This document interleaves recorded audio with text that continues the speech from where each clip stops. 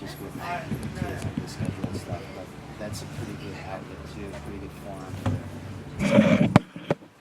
Well, like, would it be like a design drawing one? Yeah, well, there's two of them, two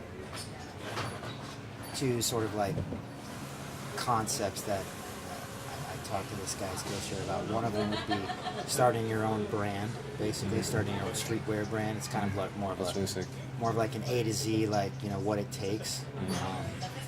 Just because I've kind of like had the experience of doing it back before any of this like social media existed, before any of this sort of like, you know, format existed, and then now same thing, kind of doing it in the sense where kind of have seeing both sides, where what it takes to do it in the age of like social media, in the age of kind of what influences social media and what influences like buyers, as well as before that happened. So that's one of the kind of concepts, and the other concept was just straight up graphic design as it applies to screen printing t-shirts, you know. That's really cool. You know, how to prep files and how to, like, you know, just kind of like the ins and outs of thinking about, you know, okay, if you want to make t-shirt graphics, what does it take, you know what I mean? From kind of the do-it-yourself way of getting your own screens, your own film, having them burn, you know, just the you know, exposing them yourself, if you want to do it that way, pulling, to like just prepping files for like a screen printing contractor, you know, and That's it. kind of what you need to have, just sort of, you know, what you need to have down so you don't have any issues, and just the different types of printing techniques and inks and That's really sick. technology and stuff like that. That's it. That's really cool. So, like, how was actually, I had some like questions lined up, so we'll start with that. Yeah. So, like, well, who are you, and what do you do? Well, my name's Mike Dytri. I call myself, in terms of the general sense, a creative director. And what that entails is I do creative direction for not only my brand, but other brands. And that involves everything from the graphic design and sort of graphic identity of the brand, to concepting what the creative touch points are for the brand through social media, you know, videos, promotional pieces, and then apparel design as well. That's cool. So, like, growing up, did you have like a primal tendency to, like, you're just inclined to draw and towards art as a child? Yeah, it's funny because as a really small kid, when I was probably maybe 8 or 9 years old, I started to copy my cousin's drawings because he was a really good illustrator.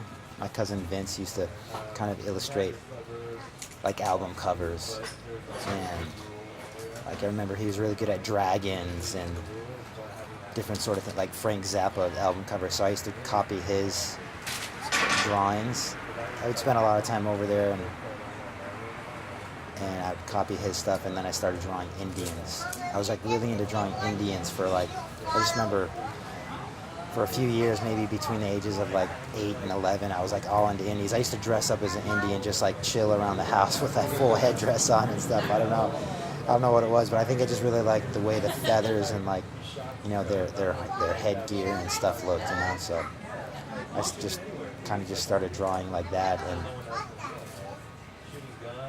yeah, and then just kind of grew into just drawing all kinds of other things, like then I started drawing music that I was listening to, like Kiss, and I remember drawing the Kiss album cover so many times, like, That's sick.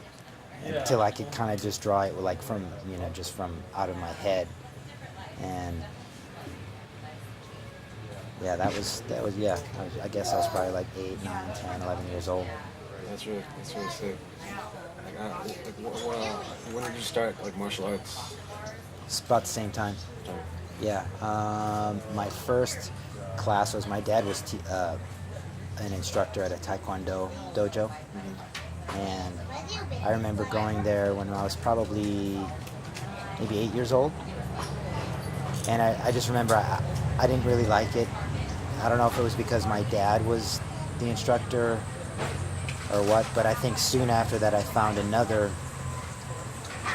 dojo that I liked, and it was a Japanese style, Shotokan Kyokushin style karate. And then I started going there, and I just remember I was going there like 4 days a week from when I was like about 9 or 10 years old until I was about 15. It's cool. I just remember, every day, like getting home from school when I was in grade school. Well, it was middle school at that time, all through junior high school. I'd come home from school and I would, I'd eat something, and then I'd walk to the dojo, and it was about, I want to say maybe a mile and a half away, I guess. So I would get my bag packed up, get my gi packed up, and I'd walk there. And it was like probably 2 hours we'd train from, I think it was about 7 to 9. And I'd walk home, and it was like 4 days a week I would do that, sometimes 5. That's really cool. When was this? That was in Detroit. Wow, that's crazy. Yeah, I was in Michigan. So I was like balancing that between like, because I was like really into like breakdancing too at the time, and I was wrestling too at the time. So like during the holidays it was a little less. I could go a little less because we had like competitions and duels over the holidays between like Thanksgiving and Christmas. And then before I got into high school, I was kind of started to get a little bit more focused on wrestling. I didn't go to karate as much. Yeah. That's cool. Kind of focused more on the wrestling. And is that what eventually led to jiu-jitsu and judo? No, well, I was doing judo at the same time, kind of like a little on the tail end of the karate when I started that maybe 13 years old, 14 years old. And I got into that a little bit more, kind of left the karate kind of on the side a little bit. But I didn't start training jiu-jitsu with the gi on until I met Chris Howder. I mean, actually, I take that back. I started training jiu-jitsu after I stopped doing and training MMA and competing in MMA.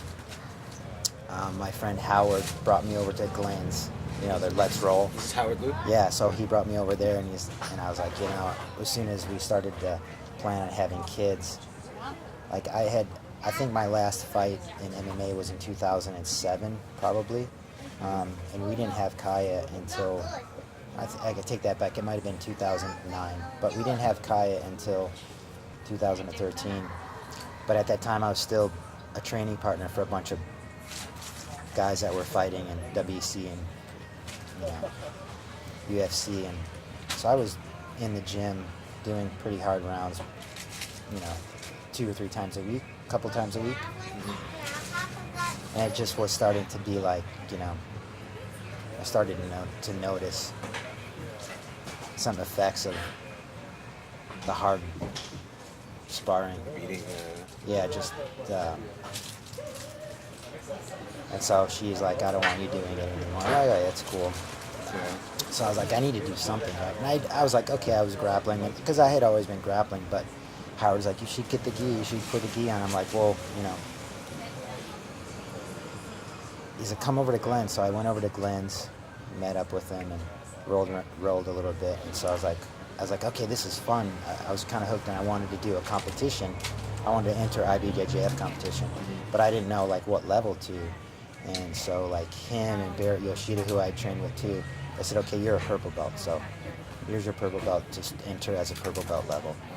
And so that's what I started. And then like a month later, Glenn said, hey, you should go to Chris's, because I think Melissa was getting ready for Worlds or something like that. You should like, you'd be a good training partner for Melissa. I remember this, yeah. And so then I think I got his number. I think Chris said meet me at this gym in Redondo Beach. So I met him there. It was at the Gold Gym, and it was at John Marshall's place.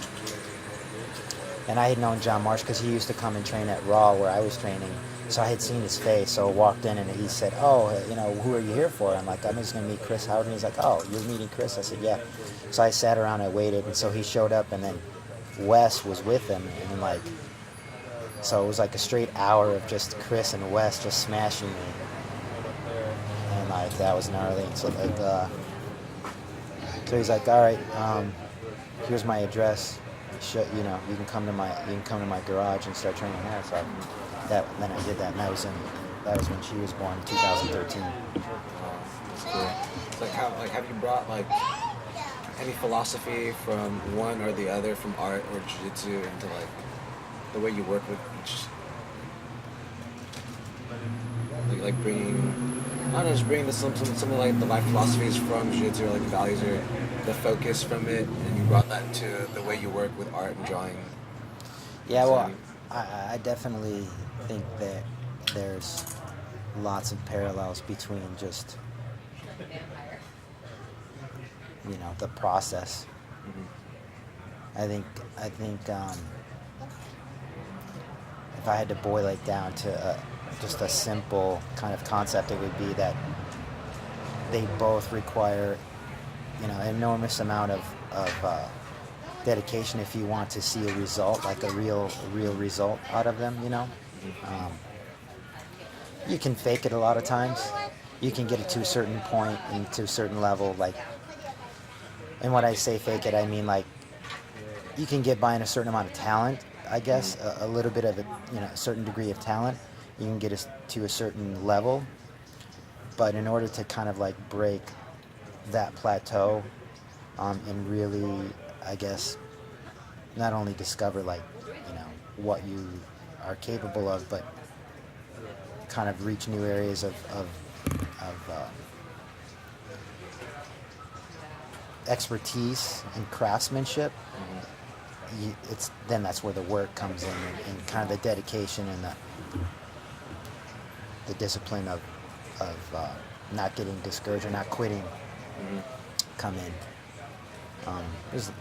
I think that's probably the biggest parallel I see is with art, or with the craft of art or painting or graphic design. It's a craft, I mean, and the same thing with any martial art, jiu-jitsu. It's a craft, and there's a lot of work that I think that you have to know that you're going to have to do in order to break through what you might comfortably be able to sort of get. I mean, it's okay to get to a certain point and say, okay, I'm happy with that, but I think with my personality, I'm always trying to. It used to be like I was competing against who I thought was the best or who I thought was better than me, and that was what would drive me. And I think lately, in recent years, it's shifted to myself and kind of what I'm capable of, and which I think is a better place to be, because there's always going to be somebody better than you. I think, regardless of what it is, you can always find somebody better. But I think, if your focus is shifted on yourself, exactly, improvement, then that's where I think kind of the real rewarding, parts, rewarding aspects of whatever it is you're pursuing come from. Yeah, it reminds me of like Kobini always says it a lot. Train to improve, not to prove. Yeah, I kind of noticed him kind of starting to say that recently, and that's one of the things I like about Kobini. And when I first met him, it was when I first started training in jiu-jitsu with the gi, because I had been creative director at Storm before I was training in the gi, jiu-jitsu. It was like about a year, and it was funny because even though I knew about jiu-jitsu and had several friends that were jiu-jitsu guys and had been trained with a bunch of jiu-jitsu guys just through the MMA career and stuff, I had never jumped in the gi, and it was kind of odd because the first couple of photo shoots I was doing with the team, I'd had conversations with them. A couple of them I had seen before cross-training, either getting guys that I knew ready for fights or just kind of in the gym itself. And it was one of the things that I recognized about Cabrina when I first met him, was that his attitude was really interesting in the way that I liked his philosophy and kind of what was driving him. And then when I discovered and started to learn more about him and his personal life and how late he started jiu-jitsu, and how accomplished he is in jiu-jitsu, I mean, it really just comes down to his work ethic. He's got an amazing work ethic. And then learning that, his background as a baker and a very accomplished baker, and I realized that he was, right on the money in terms of exactly that philosophy, just that work ethic, the idea of, working, and your biggest challenge is yourself, That's the biggest. Well, like, with that being said, like, do you think that creative satiation is death, essentially? Well, I think about this a lot, just in terms of my own personal kind of path as a creative, an artist or an illustrator, graphic designer. I've been kind of transitioning a little lately more towards back to the rudimentary skills of painting, illustration, pen, ink, pencil with paper and canvas.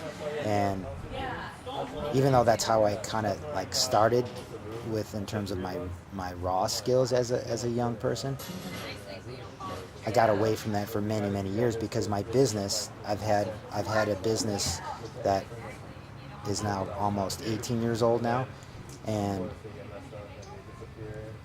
it's very centered on digital, right? Of course, the concepts a lot of times I sketch and this and that or whatever, but it's mostly digital medium, whether it's advertising or printed goods design. It involves the computer, right? So I've been spending, the last decade and a half on a computer, and I've kind of gotten away from those raw skills, and I'm kind of transitioning back to that.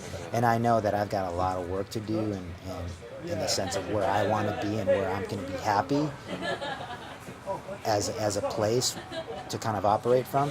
So I know that there's a lot of work and a lot of hours I'm going to have to kind of put back into refining this, the skills, whether it's like writing skills with calligraphy, whether it's like mixing colors, whether it's painting with acrylics, whether it's illustrating with pens and ink. But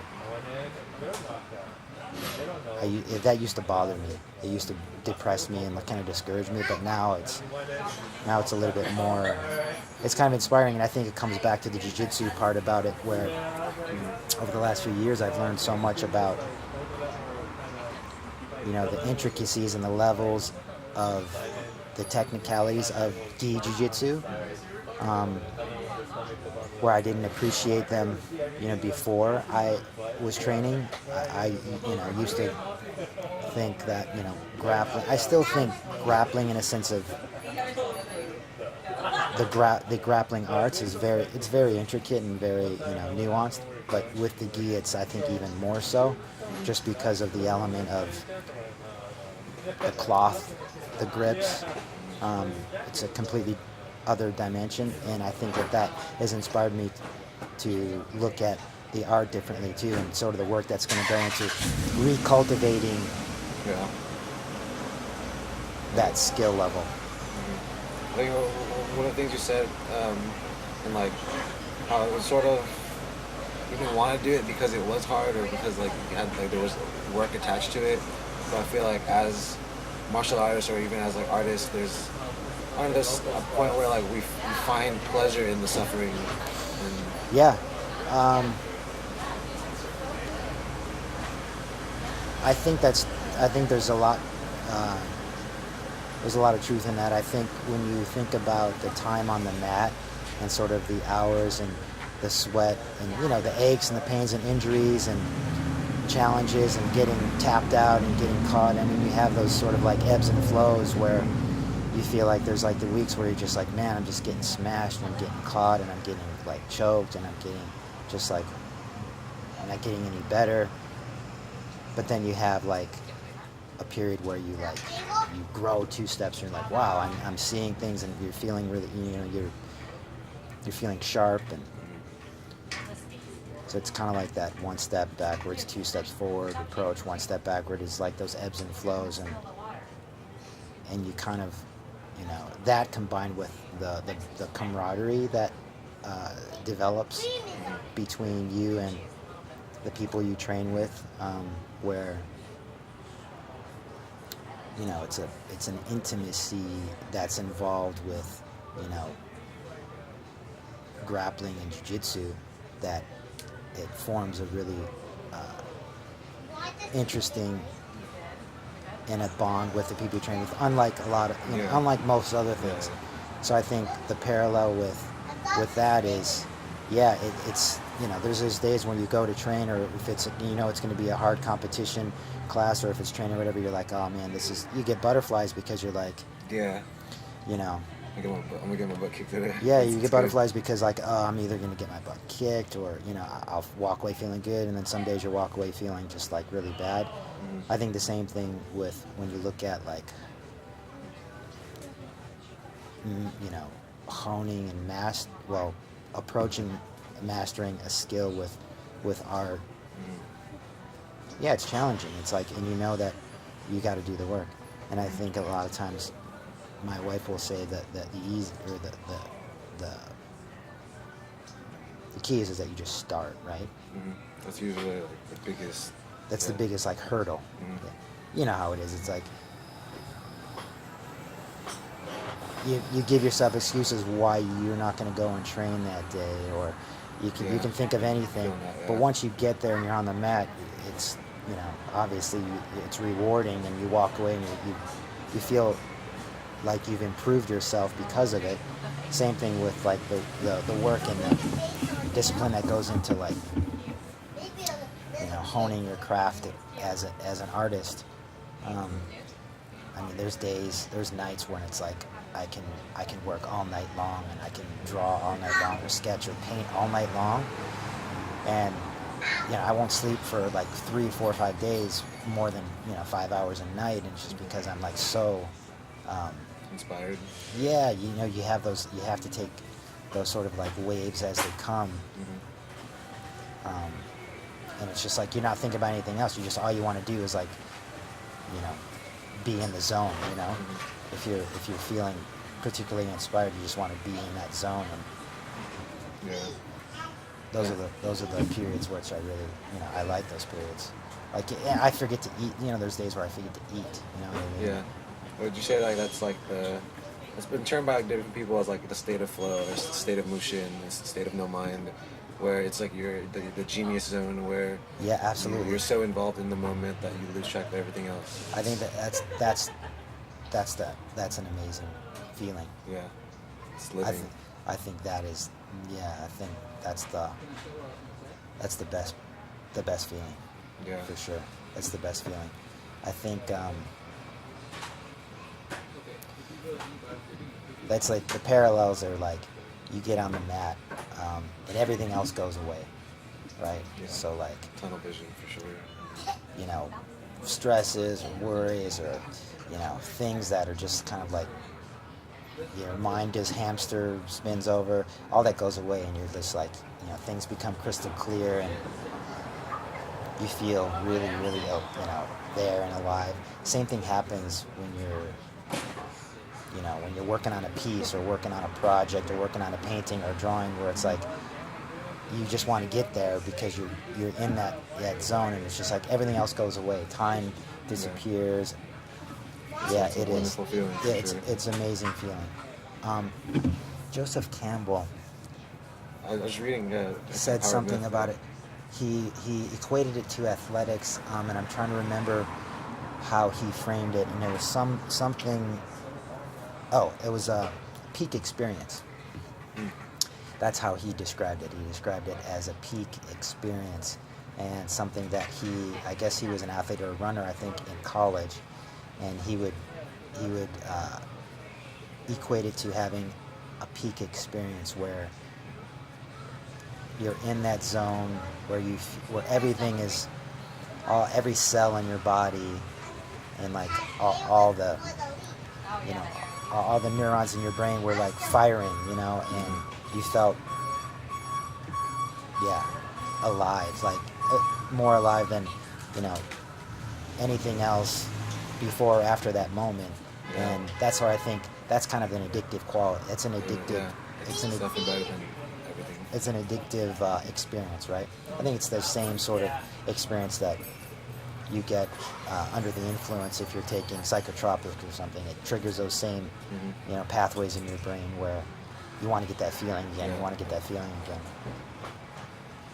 But yeah, those are the two things I think that.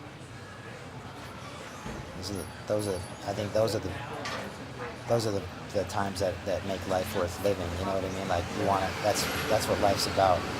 Yeah. Just, like for me, it's always been like music and martial arts have been like my two favorite things, just because like it's so unifying. But there's no, like, when you're in there in that moment, there's no, like Alan Watts calls it, like, Yep. there's no separation between the observer and the experiencer. Yep. It's just all one. Kind of you're in now, very so much so.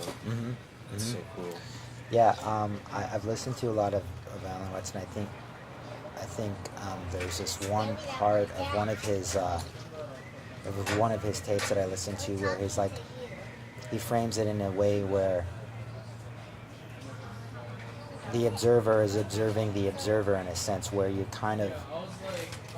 realize that you are looking at you. Yeah. But then you are looking back at you, looking at you, and sort of like winking and sort of nodding. Yeah. And when you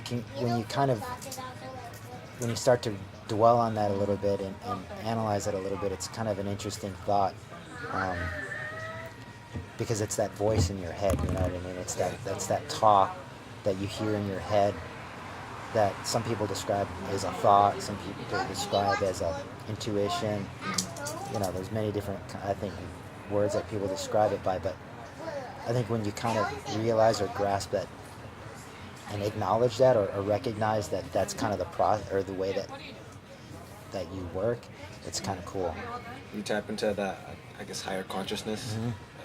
But with that, do you, so there's this, it's a statistic from like Yale, Stanford University, like level, and basically it said that with everyone being alive, the fact that you were like the child of your parents in that area where you grew up, personality you have, the friends you have, and everything, it's like a 1 in over 500 trillion chance that you were born with your distinct, like, I guess, soul.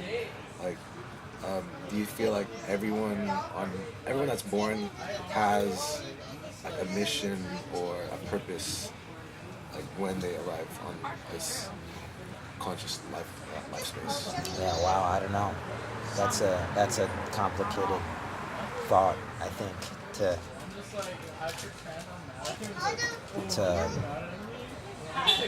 ponder. I mean, like us, how we had like when we were children, like we liked art and music and martial arts, and we wouldn't be doing what we are doing now if it weren't for those things that we like. We were like, oh, I kind of like doing that. I think. Living your potential, so to speak. Yeah, well, I mean, I think if that's what you're talking about, it's funny because there's a lot of years where I had kind of tried to deny what it was, my path was, and I wanted to do other things, whether it was like, I wanted to pursue like being a professional skateboarder or something other than what the path that I'm on, or the path that I got back to, which involved, the creativity and the art and the sort of natural sort of inclinations that I had. Not that skateboarding isn't that way, because I think skateboarding is an art as well. Yeah. I just, got to a certain level where I wasn't talented enough to get any further. But I think in the sense that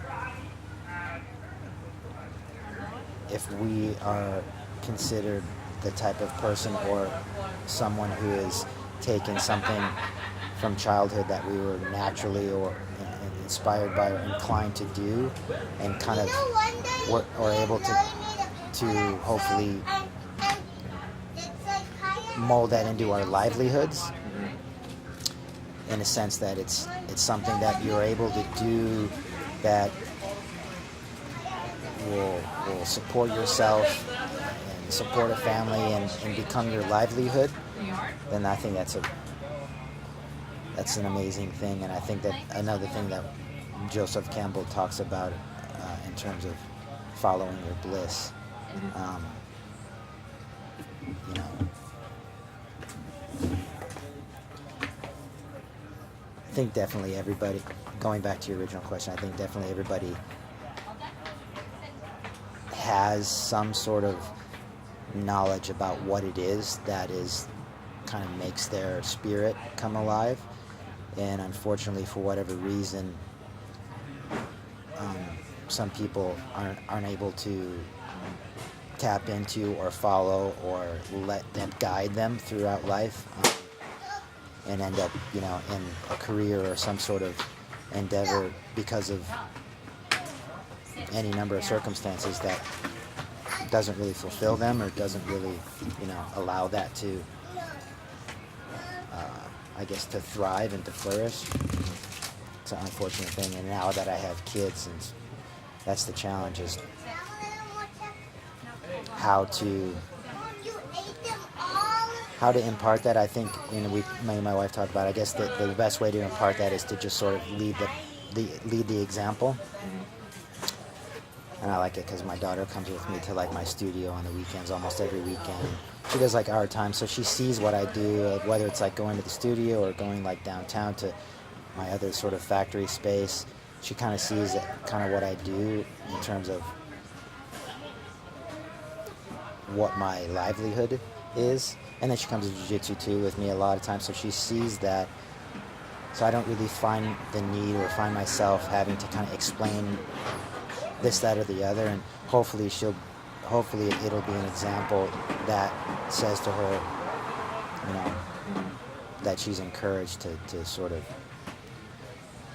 kind of, you know, follow those things or really pursue what it is that, you know, what they want to do, you know, with their life for those guys.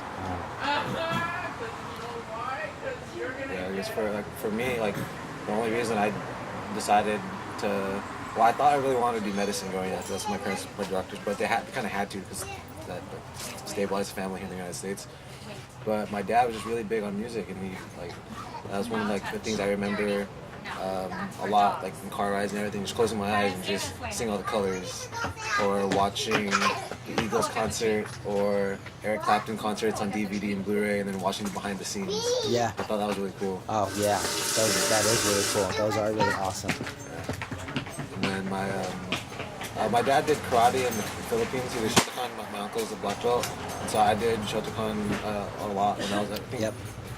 I did Kempo karate for a long time, and then I think Shotokan from like ages like 9 to 15. Yeah, I actually did it right here, right around the corner, right next to Let's Roll, where the sensory deprivation tanks are. It was a Shotokan karate. Oh really? Yeah, I was a JK. Yeah, I was. That was a branch of the style of karate that I was studying too from a young kid, and I think a lot of my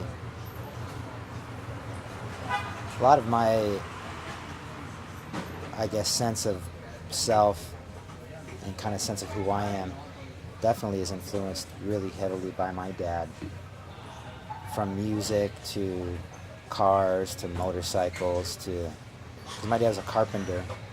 Wow, that's really cool. So like the craftsman. Yeah, and so like even building things, and I mean I remember as I was really influenced as a kid watching him in the garage, whether it was like building a 40 Mercury, or whether it was taking his Harley Davidson completely apart and then trying to put it back together again. That's cool. Or building cabinets or building doors or stairways and stuff like that. So, and then the music part was just incredible too. Like he introduced me and my sisters to just the most insane variety of music, from Yellowman to Peter Tosh to Prince to Led Zeppelin to ELO to Yeah, it's cool. It's awesome. just yeah. So I think that really framed and molded me as a person, you know, in a lot of those ways, which is, I think I've been thinking about that a lot more lately as I'm getting older, about how much I was influenced by my dad. Yeah, that's really cool. That's awesome. Yeah. I have a question about like branding and stuff. Mhm. So, do you feel that like for those who have the resources or sort of tapped into that intuition where they wanted to follow their bliss and they're really good at what they do, say it be like martial arts or drawing, do you feel that like social media has given them a platform where it's just direct to consumer, and um, is it like an actual way of like, I think it's like was a better thing, or it's sort of, if they go too big or too mainstream, do you think that they lose their sometimes they lose their authenticity of their initial purpose as they grow? Do you mean They kind of like I mean, do you mean that in the way of branding yourself through social media, or sort of like thinking of yourself as a brand and branding it through social media? both as like a personal brand, how like it's weird how people have like kids Yeah. are born with hashtags, Yeah. and actual brands, so like a music label or something where they just, you reach a point where it kind of gets too mainstream, and it's, you're on like, there's a curve, you hit that part and you're almost peaking, I guess, and then you're no longer like the reason or purpose why you started in the first place. You feel that like, I'm not sure I understand your question, but like, is it easier for people to sell out because they can grow too big too fast? well, you know, I think right now, today,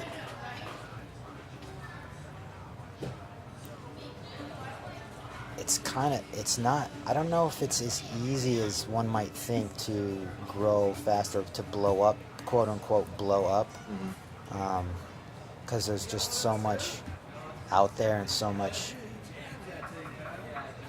for people to look at, for people to see, and people to find. So if one was able to, quote unquote, blow up on social media, then they must be doing something right, in the sense of they either must have something that's interesting for people to look at, or for people to share, or for people to actually notice, which then in turn creates eyeballs and traffic to whatever that medium is, whether it's their Instagram, Facebook, YouTube channel, or whatever. So they must be doing something right, or must be saying something interesting enough for people to want to yell about it. And at the same time,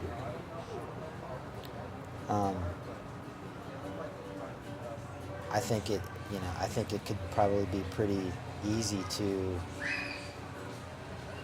if you did gain a huge amount of popularity on social media, to maybe start to think about, well, how do I keep that, or how do I continue that? And maybe you might be forced into doing something, or to continue in doing something that you might not really care about, or might not really be authentically, engaged in. But I think nowadays, with the way social media and connectivity work, and the way that people communicate, you have to have an understanding of the medium and the way that it works. And I think you have to figure out how your voice fits into that, Whether your voice is a brand that you're doing, whether your voice is an art that you're creating, or music that you're, composing, you got to figure out how you fit into that, that medium of communication. I read a lot that,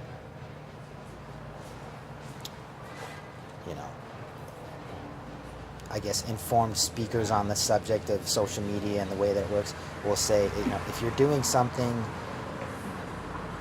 authentically good and genuinely interesting, then your audience will find you, right? So the purple cow analogy. I don't know that analogy. I just know that there's got to be a lot of really interesting things that nobody knows about yet. That maybe people haven't come around to. But I think your head can just spin endlessly if you really rack your brain and try to figure out, how do I, quote unquote, get an audience, right? I think there's some traps there when you start to think of from that way. When you start to think about it from the perspective, how do I get an audience? Then you start to fall. Maybe there's some pitfalls and traps that you can fall into, instead of thinking about it. How can I make my product better? Well, I think maybe if you start to think about it from the point of, what am I really saying? Why am I really saying it? And is it is it really what I want to, is it really true to my voice? If you start from there, then I think the other things will kind of fall in place. That's why I like people set a mission statement first before Yeah, you kind of have to really understand and establish that first, because that's almost your rudder, that's your beacon, that's your kind of sail, otherwise you're going to be sort of drifting, aimlessly if you don't really have a super solid concept and vision about why you're doing what you're doing, Yeah.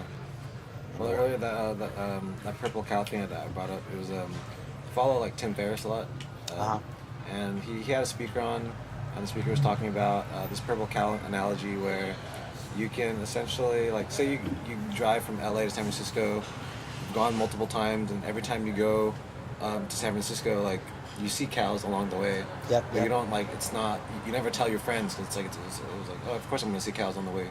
But if you saw a purple cow, then that would be as soon as you get to San Francisco and you see your friends, like, hey, on the way here, you can't believe I just saw this purple cow, it was amazing, and they might talk about that with their friends. Yep. And that's how sort of like word gets out about like where the tree grows and the branches grow small. Yep.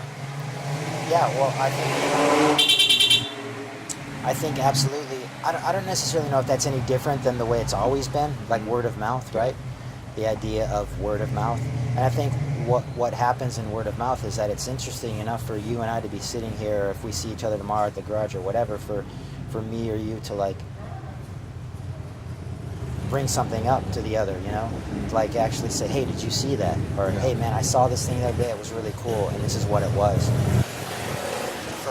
For people to actually share something and talk about it, it has to be, of course there's the gossip and the topical stuff, but if there's something that's like really kind of like strikes a chord and actually starts to get a groundswell and quote unquote have the viral effect, it's something that's like interesting or unique, right?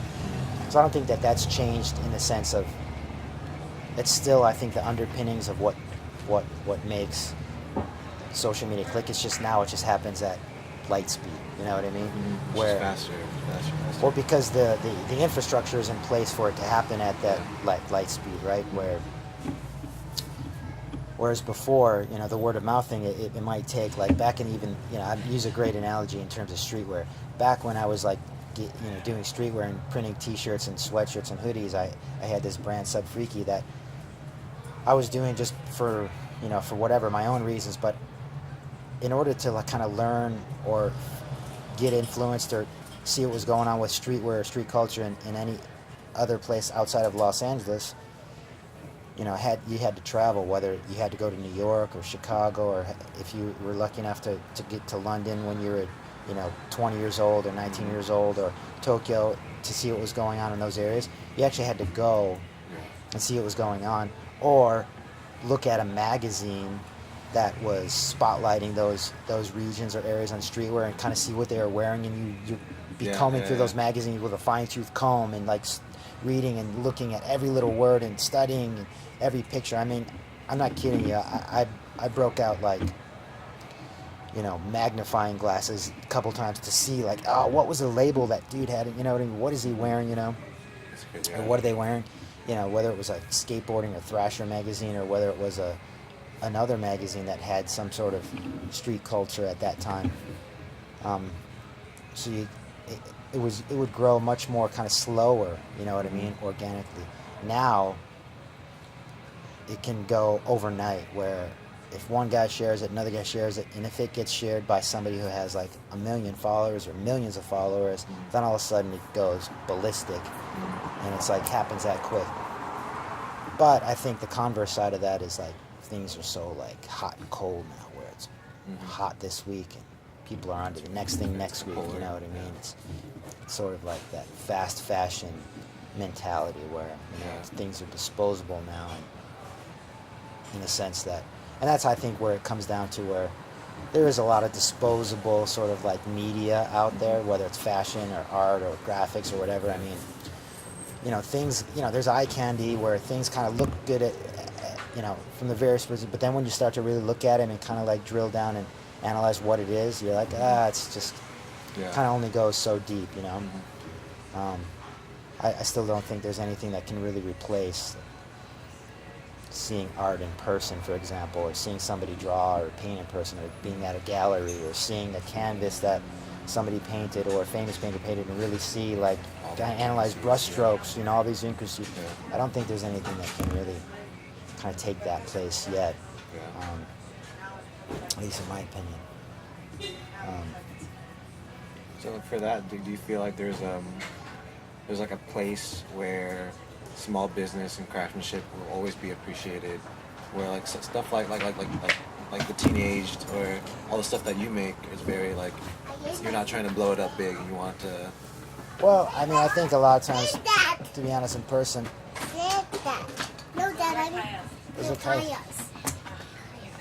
I think there's always going to be a place for smaller, I'll collect my sticks. more unique voices that have a unique point of view, in a sense. But you have to realize that, you know, the bigger brands and the bigger department stores and labels are all looking at those brands and those things too. To copy? And they're drafting off of those messages, and they're drafting off of those quote unquote authentic, you know, street cred sort of vibes, you know what I mean? Like, sure. You know, I've been in the meetings with the Adidases, the Targets, the H&Ms, and the creative departments. They're all looking at, like, you know, the Instagrams and the social media feeds to all these, like, you know, quote unquote underground brands and, you know, culture influencers and stuff, because that's you know, that's kind of what their job is. You know, they have to kind of figure out a way to inject bits and pieces of like this authenticity that's happening. You know, I mean, you see it all over the place. You know, Urban Outfitters really, like, I worked there for a while. It's a great example. They Urban were just Outfitters. ripped and just. I mean, I think Urban Outfitters is one of those interesting stories where they actually paved the way for a lot of these brands. It's kind of like this thing, but then at the same time, they're the entity that goes ahead and takes from the smaller brands and like regurgitates and rips off a lot of ways, and then just kind of pumps it out in their sort of mass. But I mean, it's interesting because they're almost like the first mainstream like outlet for a lot of these brands to be able to kind of get an audience and to like for people to, I mean, they were around before social media and before the internet, so they were the first sort of like, you know, store that started a culture and curate, you know, these independent brands. Like, you know, I sold at Urban Outfitters when I was like, you know, in doing my thing with Sub Freaky, and it was like, there was, you know, only a handful of it was that, and it was this store called Vice, who's now Vice TV and Vice Channel. Like, there were a couple of the players that were actually like picking up smaller street brands and like giving an audience to Midwest and like internationally and this and that, and but it's now become kind of a weird cycle with them. But it's funny. It's funny. I really honestly think the future and the way that it's going is you're going to have two entities or two sort of elements. There's going to be the makers, the creators, and there's going to be the consumers and the sharers, I would say. And that's pretty much where it's going. So me personally, I know, okay, I'm on this side, I'm the maker or the creator, and so now it's just a matter of, the only thing I'm focused on, or the only thing that's even kind of takes up, like, I guess, brain power is, number one, what am I doing, why am I doing it, and, like, for myself, and two, like, what's the most efficient, effective way to, like, expose it to, my consumers, you know what I mean, people who are going to be interested in what it is that I'm doing or what that I have to say, and even there it gets a little weird, because, then I certainly don't want to be saying that, well, I'm doing something that is for somebody else or for somebody else to buy or to like, but at the same time I am, because, if I'm doing something for Ludwig Van that's a series of t-shirts or hoodies or whatever, I'm doing it with the thought in mind that, yes, of course, it's my own thought or my own, like, my point of view, but I'm doing it with another sort of element or effect that I want it to be appealing. Yeah, that someone will want to pay that for somebody's going to pay for it, as opposed to when I'm in a studio or if I'm painting a series of canvases, then it's just about a singular point of view, a singular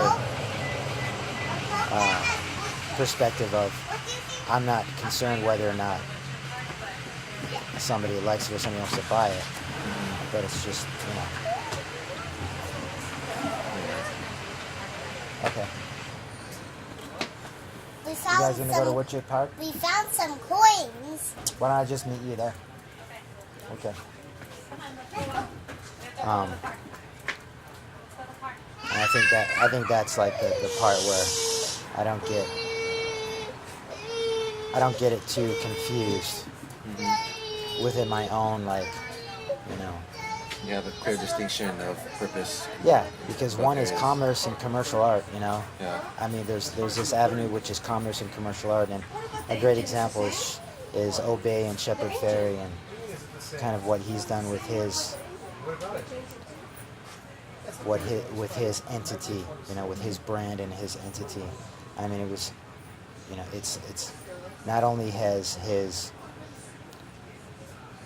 initial poster and sticker of Andre the Giant, and the concept of Obey Giant been spun off into and licensed into an apparel brand, which is successful, and it has, does a good business, but he's also has this other entity and venue to where now he sells his screen prints and his art and his paintings and his posters for a lot of money, so he's been able to carve a very, good niche for himself. He's got his detractors, and I admit that, I had skepticism for a little while about, well, I knew instantly, like, a lot of his work and his posters were, very close, if not direct, sort of lifts and sort of rip-offs of other sort of Russian propagandist artists, and whether it's Rodichenko or the other artists that you could, there's examples, but at the end of the day, that doesn't really matter. What matters is it's a commercially sort of inspired viewpoint, right? I don't think that Shepard is saying that those are fine art. He knows that those are commercial art, and that commercial art is the message of Obey Giant, and his messages of sort of against the grain, or the propaganda idea of think about and sort of examine the messages that you're being fed and the messages that are being sort of communicated to you from politicians or big companies or whatever, question things, right? And that I'm into 100%. But do you think that they still represent that now, or do you think that them selling out to like PacSun, all the other big. No, big no, they still. no. You know what? I think I don't think it matters. It doesn't matter. I still think that when you see a shirt that says "Obey" and you see Andre Jean's face, you instantly know that it's you instantly know that it's Obey, number one. Mm-hmm. And then I think the second thought that you think of is it's counterculture. You know what I mean? I still think that it's not necessarily him. I think the brand itself still represents that in mainstream culture. You know what I mean? I don't think there's a sellout in any way. I think if you're gonna say, "Oh, it's sold out," then you're kind of jealous, or there's some sort of animosity there from, like I said, I think I was skeptical for a while, and I know there's other artists that are kind of bash the whole concept and him or whatever, but I think that comes from maybe either jealousy or envy that, hey, you didn't do it, You can say to the end, you can say to the blue in the face, well, it's just this or that, or it's just Andre the Giant. It's like, well, the point is he did it and you didn't do it. Yeah, and execution. Yeah, and I think that and nobody really kind of appreciates the years of hard work that he spent traveling around and literally, like himself, getting up, Injecting himself. I come from graffiti culture and with b-boy culture too, and the idea and the art of getting up is it can't be underestimated. You know what I mean? Like there's a lot of work and risk that goes into getting yourself up and getting yourself out there as a street artist, and that's just all there is to it. So you have to respect that, you know what I mean? Yeah. I think that if Andy Warhol were alive now, I think if Keith Haring were alive now, and even Basquiat were alive now, I think there's a lot of questions I have on, or where or what or how they would be positioned, or even if they would be who they are today if they didn't die. Yeah. And I met Keith Haring when I was a teenager, when I was 15, 16, and and I was, like I said, we were in a breakdance crew, and we were writing, and I was like, getting up on myself, and we were doing walls and, spray painting walls and this and that, but I think he's an example of, he was in the subways, and he was out on the streets, like, constantly, day and night, doing his thing, and I think there was a confluence at that time with him and Basquiat, and even Warhol before he died, where there was like a group of people that they were doing their thing on the street or in public. But I think even Basquiat, he was doing his thing on garbage and on doors and on like recycled trash and just shit that he would find laying around. And then of course there's some art galleries and some art dealers that recognized there was some authenticity in there. There was an interesting part. Nobody was doing things like that at that time, and that was a unique part about it. So they started taking interest, getting them galleries, and started supporting them and sponsoring them and buying their paints and having gallery showings for them. But had they not died when they died, I don't know if their paintings would necessarily be selling for the millions that they're selling for now. Maybe they would be, but who knows, Yeah. But one of the things that is unique about those guys individually is that same thing, you can say, oh, it was just a screen print, or oh, it was a copy of a Campbell's label, or oh, it was just a chalk of a stick figure outline. But the point is no one was doing it at that time. They were the first ones to do that particular thing. And you can emulate it, and I think part of art and what artists do, and a lot of times artists do, is they copy other artists. But I think that the paradigm shift comes is when they copy something and then it morphs into something that is their own voice, even though the nucleus of the concept started from copying someone else or copying another concept. And that, I think, is what happens when you get into the area of now you have your own unique voice, your graphic sort of language, you know, and that's what you see a lot with contemporary. No, man, believe me, I wish it was. Beautiful. But it's one of a kind. You don't see too many Chrysler. Yeah. No, I know. You see some Fords, but that's... I've never seen one before. Yeah, I know. Yeah, that one's unique. Yeah, but kind of reminds me of how Chris talks about levels of the belts and how like white belt you're unconsciously incompetent, blue belt you're consciously incompetent, brown belts you're consciously competent, and then black belt you're just conscious, and then you speak the language so well that it just flows out, and I guess that's where a lot of the more you've found your voice in the art. Yeah, I think that's a good example. I think I'm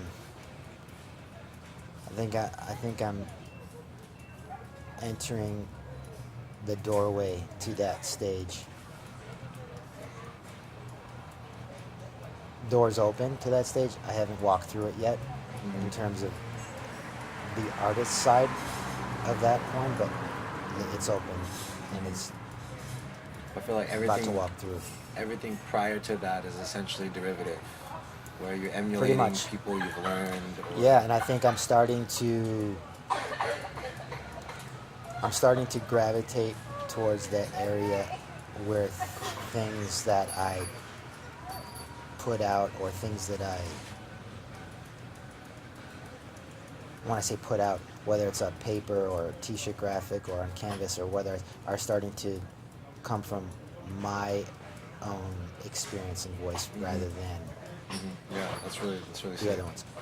Yeah, and that's a good analogy, because now even on the mat in jiu-jitsu, I spent like those first few years really looking at other people's styles and techniques and way that they chain things together, and copying and emulating them to where now I think I feel like I have my unique way of playing guard in the way that I transition, and I think my unique way of looking for the couple of submissions in my tool bag that I think that are most comfortable and easy for me to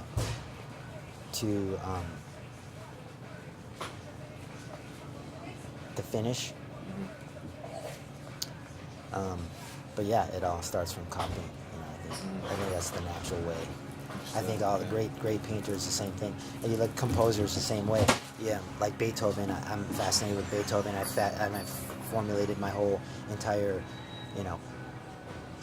brand Ludwig van behind, around Beethoven, because I think, he was a protege of Haydn, right? And so he was, obviously, if you listen to his early compositions, they're very Haydn-esque, right? Similar. But what I think is really unique is during his latter part of his career, when he created his best works, like the 7th, 8th, and 9th symphonies, he was deaf. So he could no longer hear what his contemporaries were composing, or he could no longer hear even his own music. So it was being created from a place where it doesn't get any more unique than that when you're composing music if you can't even hear, right? Yeah. So I think that's kind of the concept and parallel. The message for the brand Ludwig van is, march to your own beat, and everything else is noise, because whatever anybody else is doing or saying or doing, that's just the noise. I think the focus should be on internally your own voice and the courage and the confidence to follow that. That's really cool. Yeah, I just want to say, like, ever since I met you and Rob and Chris when I was 16, 17, I was like, they're really cool. Like, what they do is cool. Like, just that you guys were able to essentially, monetize your passions, and that's what you guys get to do what you guys do for a living. Yeah. And I think it's it's something that I want to work towards. Yeah. Yeah, I'm lucky. I think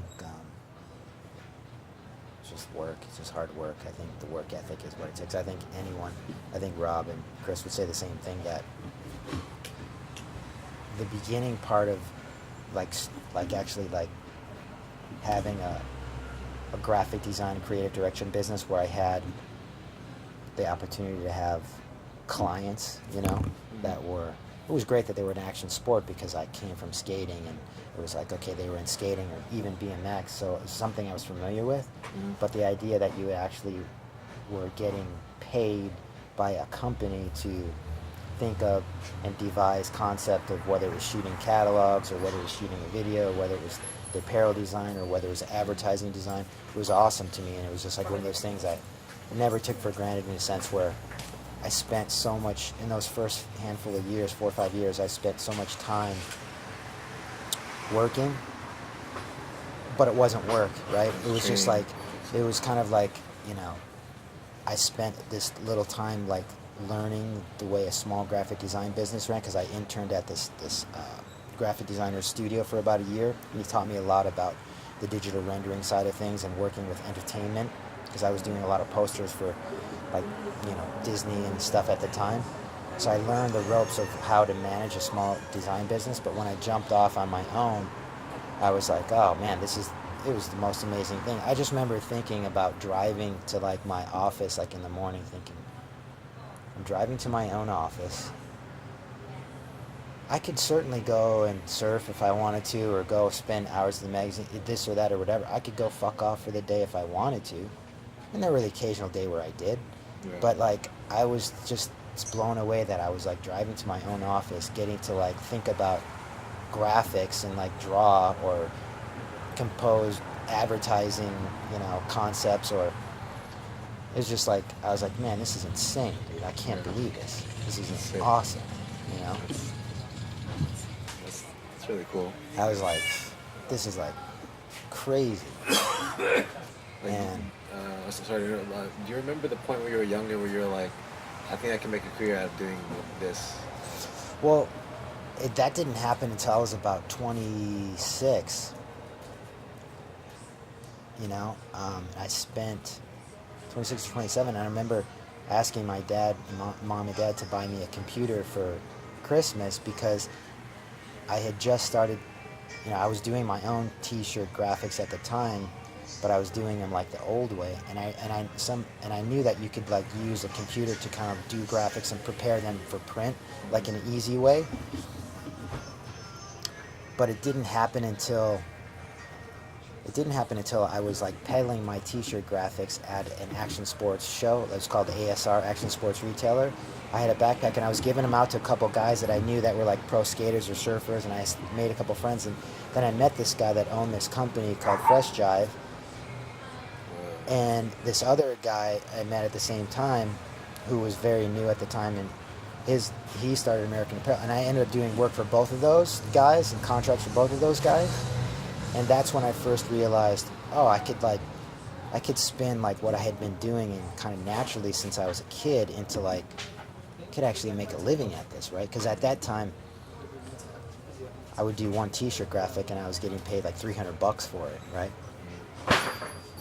And that was a lot of money at that time, because this was in the mid 90s, and it was like 96, it was like 95, 96, and I remember meeting with Stussy, because I was like doing t-shirt graphics for Stussy at the time, and the guy who owned the company, Frank Sinatra, he said, okay, we want 15 graphics from you for this season, and we're going to pay $300 a piece. And I remember doing the math on the way home, going, damn, I was like, what is that? It's like $5,000. I'm like, fuck, dude, that's a lot of money, right? And that was just for the one season, and then I ended up doing like 4 seasons for them. And so that's when I realized like I could like make a living doing this. It was just hustle, you know what I mean? But the feeling, the feeling that I remember about like, and I still get it to this day, like going to my own space where I have my own stuff, where it's just like create stuff or compose stuff or imagine stuff that other brands or other people pay me for, it's a rewarding feeling. I mean, I know that there's value in that, and I mean, I know that, you know, there's a lot of, you know, years and hard work that went into it, but it's still rewarding and gratifying in the sense that, you know, that's how I've been able to have make a livelihood for the last 17 years. That's it. I think we're getting to like the end of it. But do you have any like books that you would recommend? Man, I got so many books, but I really haven't, since I had kids, I really haven't purchased any books. I think the most recent book, though, that I have, it's not a graphic design book. Well, I'll give you two. One is a graphic design book, and the other is a book.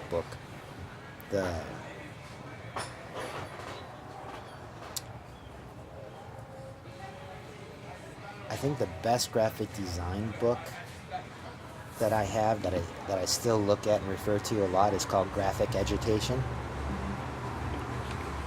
Focuses on a lot of like poster art and propaganda art and like that type of art, like protest sort of art. Really kind of into that. That's like my favorite book. But the most recent book that I've actually started listening to is called No Ego, and I think it was written by he's a younger guy, I think now, and he's done some work for American Apparel. I think he was marketing director for a while. Ryan Holiday. Ryan Holiday, yeah. It's really good. The first time I heard that was from It's actually really good, and it's really resonating with me in a lot of ways right now. But that's a good book. Yeah. Yeah, here's another book that just came out that I really want to get to my Christmas list for my sister. It's A Perennial Seller. Yep. She makes really, really good content. Yeah, really, really good. It's funny because I listened to the book, No Ego, and he talks a lot about his tenure at American Apparel and working with Dove. And I know kind of the inside of that because, you know, I worked with Dove in the very first season, 2 seasons of American Apparel. I made the first catalog, I made the logo, I know Dove really well. He made my t-shirts. He actually cut and sewed the t-shirts for my first brand before it was American Apparel, and I kind of helped guide the design of the 2001 blank that he used for American Apparel. It was based on a vintage t-shirt that I had, a BVD Hanes purple label t-shirt. But, you know, when I was working with Dove, it was before he was Dove, you know, Dove Charney. But I remember him as being a really inspirational character because I never met anybody with the energy and the drive and the motivation that he had. It was super infectious and actually inspired me a lot and kind of like gave me a lot of like insight into like what you had to do to like make a name for yourself and like grind it out and like build something. And yeah, he was really inspirational in that sense. But Ryan mentions a lot about working with him at the height of American Apparel, when American Apparel was like the global brand. And Yeah. I remember Dove telling me, "Hey, I have this plan. I'm going to do this and that." And I was like, "Wow, man, that sounds like a pretty crazy concept." Blah blah blah. But you know, he ended up making a huge name and creating a global brand and doing a lot of, you know, amazing things with American Apparel. But Ryan mentions a lot of things about some of the pitfalls that he witnessed while there at American Apparel, and then some of the things that he kind of recognized as like amazing qualities too about working there and experience of working there. I think one of the things about Dove Charney is you can never ever say that he was like, at least in my point of view, you can never say that he was like the type of guy, because I've met some of the guys in fashion or in apparel that have actually made a brand or taken a brand to high levels, and then all of a sudden, you know, really walked around like they were, you know, the master, you know. Dove never carried himself that way like the guru it got a lot. It got I think misconstrued by a lot of people as he was just a pretty he's eccentric, but he was just a pretty driven like visionary. Then maybe he did some things that I didn't necessarily agree with, but he's just, if you meet him and you talk to him, you'll see instantly right away on how just driven he is. He's pretty authentic in a lot of ways too. So that's one of the great experiences that I took from that time working with him. But yeah. I guess the last question was, what have you been listening to? Like, what would you recommend listening to?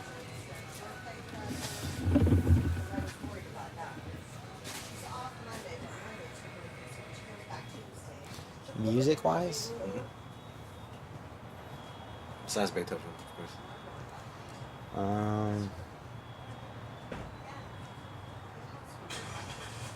It's weird because there's not too much new music that I listen to. I mean, I take that back. There's a couple of new artists that I've been listening to. I'm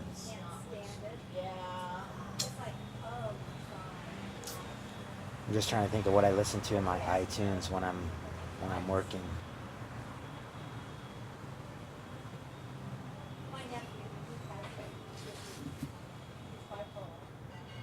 It's a combination of classical and Jane's Addiction. That's cool. Yeah. That's really cool.